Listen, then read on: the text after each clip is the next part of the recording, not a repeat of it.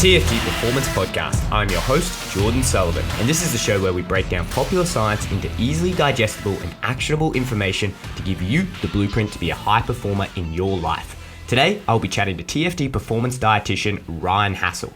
Ryan, aka the Dojo Dietitian, is our resident scientific officer at TFD, meaning that he's the guy we all look to when we want to know the most up-to-date and latest knowledge with anything to do with nutrition science. So that is why he's the perfect person to run us through this episode, breaking down everything you need to know about creatine.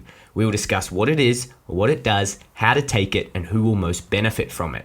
There is a lot of good points here, answering some of the questions that we get asked on a daily basis. So let's get straight to it.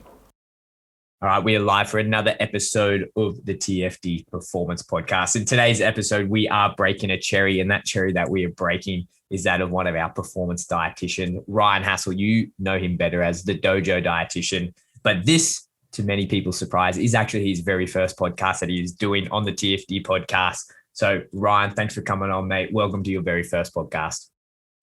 Thanks, Jordy. Honoured to be here. And so for today's podcast, I think we're going to be going through breaking down creatine. So I've got some info here, and if you're ready, we'll just get straight into it.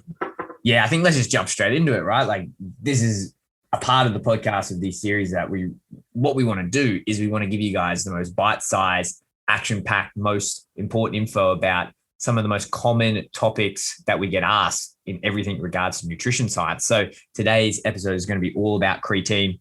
Dojo has all of this broken down for us. If you are not watching this on YouTube and you're listening to it on Spotify or Apple Podcasts, then sucks to be you because you're not going to be able to see the slides, but Ryan will be able to go through all of this in a lot of detail. I highly encourage you, if you are listening to this, jump over to the YouTube channel, give it, because there's going to be a really cool presentation with this. In the next 20 minutes or so, we're going to break down all of the most common questions and give you guys all of the most up-to-date recent information that we have about creatine. So I'm going to leave it to Dojo. Take it away.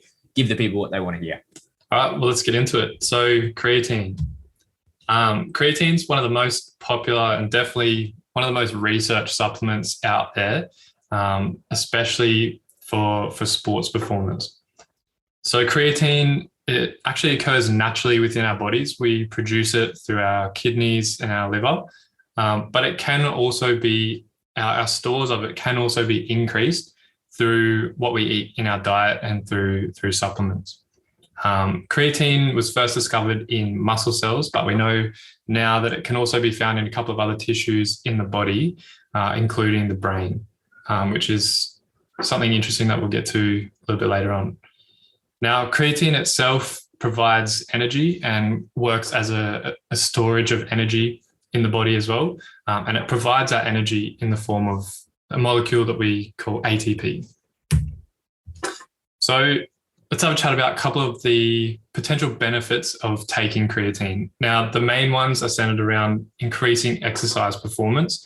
And this is specifically exercises that last over a couple of seconds. So if you're thinking like things like a 100-meter sprint or some sort of powerlifting or weightlifting movement, something that's really short but requires a lot of energy, this is where you're going to get the most bang for your buck out of creatine supplementation. It also seems to improve adaptations to training. And this is like through combining that first, like improving short burst exercise. But then like if you're thinking about doing that over the course of a whole training program, you're doing heaps more rounds of like shorter, higher intensity exercise, the adaptations that you see from your training are going to be better. There's also evidence to show that it can help with enhancing post-exercise recovery. And this is centered around like storage of glycogen, which is our body's way of storing carbohydrates. And there's some evidence to show that if you take creatine within that process as well, it helps to increase our body's ability to store glycogen.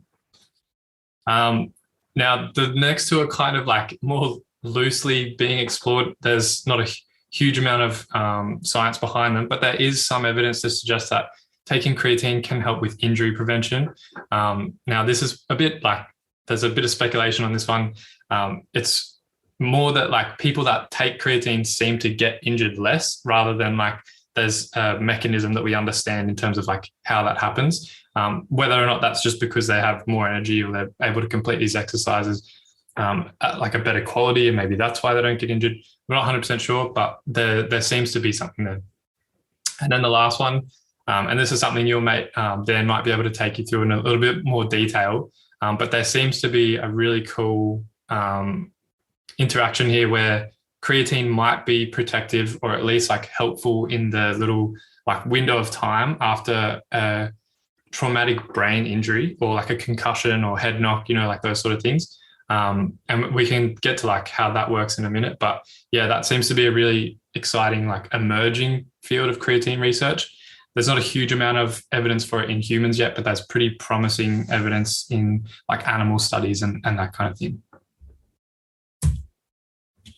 Now, aside from like positives for sport, creatine also has a couple of potential uses just in general health. So a first obvious one is like for people that are born with deficiencies in being able to produce it themselves. There's a clear space for it to work there. But it also seems to be helpful in like therapy or protection against neurodegenerative diseases. It also seems to be helpful with ischemic heart disease and with helping to control the body's blood glucose levels, which can basically be downstream of a lot of really like chronic diseases. So in order to really understand how creatine works or like why it works, it's important to also understand like the body's energy systems. So we have these three main energy systems, and you might have seen this graph before, or you might have like a little bit of an understanding of, these things like anaerobic or aerobic exercise and all of that kind of thing. But just to break it down, where we're looking at the three different lines on this graph here, the first one, the red one, you see like a big spike really quickly and then it drops off really quickly. And that is the phosphocreatine system. So essentially all of the energy during that time is being generated by your body's creatine. As that starts to dip off, then you start seeing energy being produced more and more by anaerobic systems. And then as that starts to drop off, then you get more into like, your endurance exercise where it's being primarily fueled by the aerobic systems. So how does that work? Well, with creatine, as I mentioned before, it provides energy in the form of this ATP, which is a molecule that in our body, which is like ATP is short for adenosine triphosphate. And without getting into it like too deeply, it's basically just one adenosine molecule and three phosphate molecules, so like triphosphate. What happens is as you exercise, we lose one of the phosphates and it becomes adenosine diphosphate. So it's an adenosine with two phosphates. In order to like use it for energy again, it needs to be converted back to that ATP with three phosphates.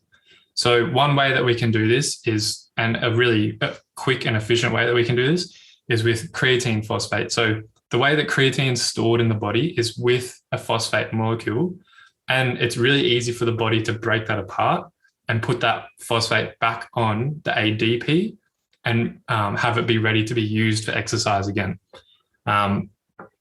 The process the other way around, so to then recreate the creatine phosphate, can take a little bit longer. And that's why we see this huge spike in energy, but then it drops off as the creatine gets used up.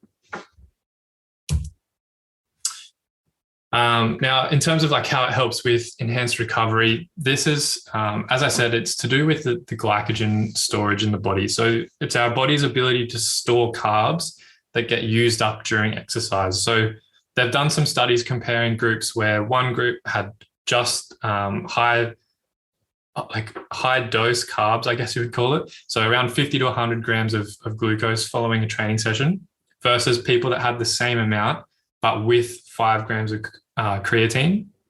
And the evidence suggested that the group that had the creatine as well were able to store more glycogen and therefore like enhance their recovery post-exercise.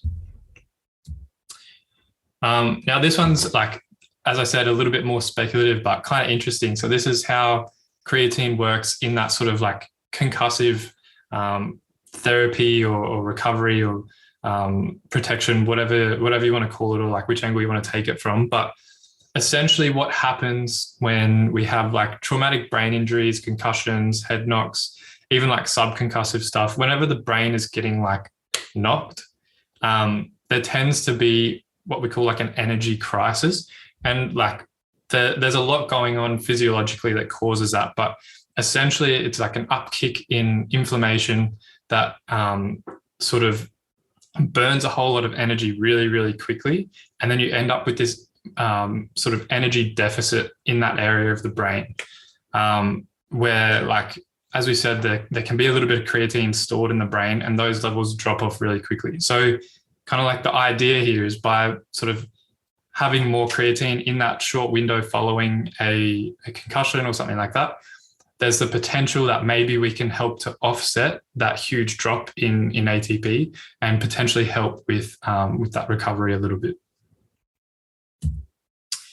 Now, to talk about the safety of creatine. So creatine actually seems to be relatively safe for like most people, like healthy people and clinical people, with dosages from around 0.3 to 0.8 grams per kilogram per day, which is actually like, that's quite a lot of creatine.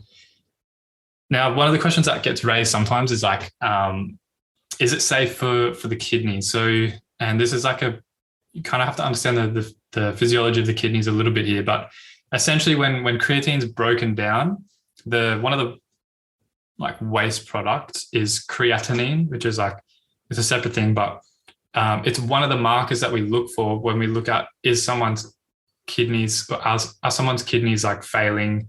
Are they working? Creatinine is one of the markers that we'll look at. And this is like loosely relevant within the combat sports scene, because when you're going through these like intense weight cuts, or some athletes, when they like really push themselves in those end stage weight cuts and potentially like overcook it a little bit, there is a level of renal impairment there. And then so the question is like, is it safe to be taking creatine and producing all this creatinine, which then has to be filtered through the kidneys, which are they in like a compromised state, and is that damaging? Now that, like, obviously there hasn't been any studies done on this like in athletes in that like weight cut situation, but people have looked at it within like hospital population, so people that are like in hospital with kidney failure or whatever, and they actually found that the creatine supplementation for these people seems to be helpful, and not really related to that whole creatinine side of things, but actually there's another molecule that's produced when the kidneys are damaged called homocysteine, and this can cause things like blood clots and damage to arteries and that kind of thing. And they actually found that creatine can help to reduce homocysteine levels in that like acute renal setting, and actually improve the people's outcomes. So the patients end up with better outcomes taking creatine than not taking it. But as always, that kind of comes with the caveat of, if you're unsure, like if you think you might have impaired kidneys or there may be some underlying issues there, definitely talk to a GP first before you jump in and start taking creatine, and they'll be able to advise you as to whether or not they think it's going to be safe. But for most general people, creatine is going to be safe. So let's have a chat about practicality, like how do we use creatine? So there's kind of two trains of thought here. The traditional method was to go through a loading phase and then into a maintenance phase, with the loading phase being a pretty high dosage of somewhere roughly around 0.3 kilograms per day for about a week.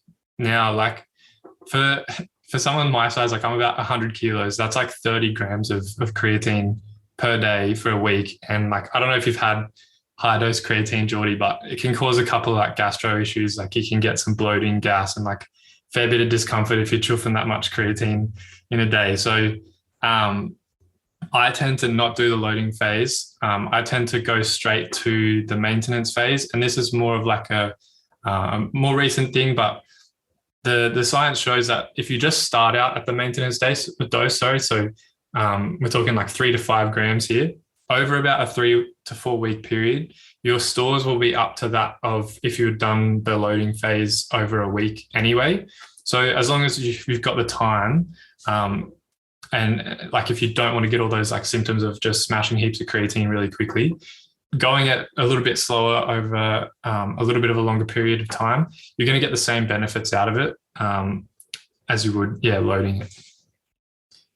And yeah, so that basically wraps up the info that I prepared on the slides. Did you have any other questions or anything you think people might be wanting to know about, Geordie? I guess a few things that I always do get asked. I think one of the biggest ones is for an athlete, and I know you went over this, but it's important to go over it again. What are the actual benefits? So what are if you were to summarize for an athlete, what are the actual benefits? And then I'll follow this up with a question for, say, if you're not an athlete listening to this, what are the benefits? But if an athlete came to you and said, hey, what's the go with creatine? What am I actually getting out of it if I'm going to do this? What would you tell them? So I would say, like, for most athletes, the biggest benefit is going to come from like the training adaptations. So like to kind of tie that into combat sports specifically, but into any sport really where there's high intensity bursts. Like, so you think like an MMA athlete, when they've got to do like a blast double or like some takedown or something like that, it requires a lot of energy really quickly. And then if they're drilling those sort of things in training, having creatine to supplement like while they're doing that sort of training, they're going to get a lot bigger of a payoff over time than someone who's not. And as well as that, on the S&C side of things, so like when you're doing a lot of weightlifting and stuff as part of your training program as well, that's where you're going to get a lot of benefit out of creatine. Like in terms of power, strength, a lot of these things we see benefits in from taking creatine. The next question I get all the time that people say to me, they always ask, well, if I take creatine, aren't I just going to blow up with water? Like, aren't I just going to swell up with water? What's the go with that? Do you put water on, like water weight on? If you do, how long does it stick around, or what's the go with it? So as far as I'm aware, the only like weight gain that we see, like the water retention, seems to be during that loading phase. So when people are smashing heaps of creatine, and that seems to be like a maximum, I think the biggest I saw was like 2% increase in weight from water retention. But if you're doing the maintenance dose, so if you just start from a lower dose, there's unlikely to be like any change at all, or like insignificant amount that you would actually see it show up on the scales. Yeah, I think Scott Forbes and his team has shown that in a recent study, that when they controlled for all the other factors and at the maintenance phase, there really wasn't any change in water weight. Obviously, you can have lots of factors that affect your weight, but they controlled for as many as possible and they just didn't see it. And like you said, it's that loading phase. And for anyone that's done it, like we can talk about I remember doing it the first time probably over a decade ago when I was a bit more of a brass lord and gym lifting back in the day. It's hard, like getting that in. Like you said, there's a lot of gastro side effects that you get with that loading phase and doing that much creatine every day. And I always say to our guys, just do the maintenance. Just do the maintenance for the extra couple of weeks. You end up with the saturated stores anyway. So why bother going through all of that? Yeah, totally agree. I think the next thing that I want to go over, and I know you mentioned this again with the kidneys and going, it is safe to take, but can you just go over quickly, what is it that people are worried about? Why is it when you say creatine, there's this like almost visceral knee-jerk reaction when people are like, oh, no, it's not good for me. It's not good for my kidneys. Why is it? Is it destructive when it goes through the nephron, or what's the theory behind why people think it could potentially be destructive? My understanding is that it's like, so the kidneys are basically the body's like filtration system. So anything that like comes out in your urine is like being filtered in the kidneys. So one of the trains of thought here is that like by having more creatinine, which is that waste product of creatine metabolism, also like a waste product of muscle breakdown and stuff, by increasing the amount of creatinine, you're increasing the amount of stuff that needs to get filtered through the kidneys. And if the kidneys are already in this like inflamed state, they're a bit damaged already, and you're trying to just force stuff through them, there's the potential there that maybe you're increasing the amount of damage that's being done to the kidneys. But it just doesn't seem, from what I've seen in the research, to actually happen. Yeah, I'd agree. And I've even had patients that, have some type of acute kidney injury or even stage 1 kidney injuries, and they seem to not have any complications when you give it to them. So again, like you said, you do want to talk to a health professional, go see your GP if you are considering it. But for the most part, as far as we know, creatine is probably if not one of, if not the most safest supplement because of how widely spread it's been studied. And so let's talk about non-athletes. So I recommend creatine for everyone. I get my parents on it. I get my grandparents to take it. What are the benefits that if someone's listening to this and they just say work on a job site or they're an office or they're a business owner or whatever, and they go, okay, well, is there a benefit for creatine for me? Yeah, absolutely. And this comes back to the energy systems and like just providing general energy for your body. But in particular, the brain as well. So as I mentioned, there's creatine stores in the brain, and that it's definitely something that's starting to pick up in the research is that by supplementing creatine, you actually can, like just by saturating those stores in the brain, so just by like making sure that they're full, you can actually improve like things like cognitive performance. All of that sort of stuff can come along with creatine supplementation. It's not just stuff that you see in the gym. There is the whole like mental side of it as well that can improve if you go from having like, it's like the analogy is kind of like having a battery, right? And you're operating at like 75%, where if you had it at 100%, you could go for a bit longer. Potentially, yeah, there's just all sorts of benefits there from coming from having more energy available, basically.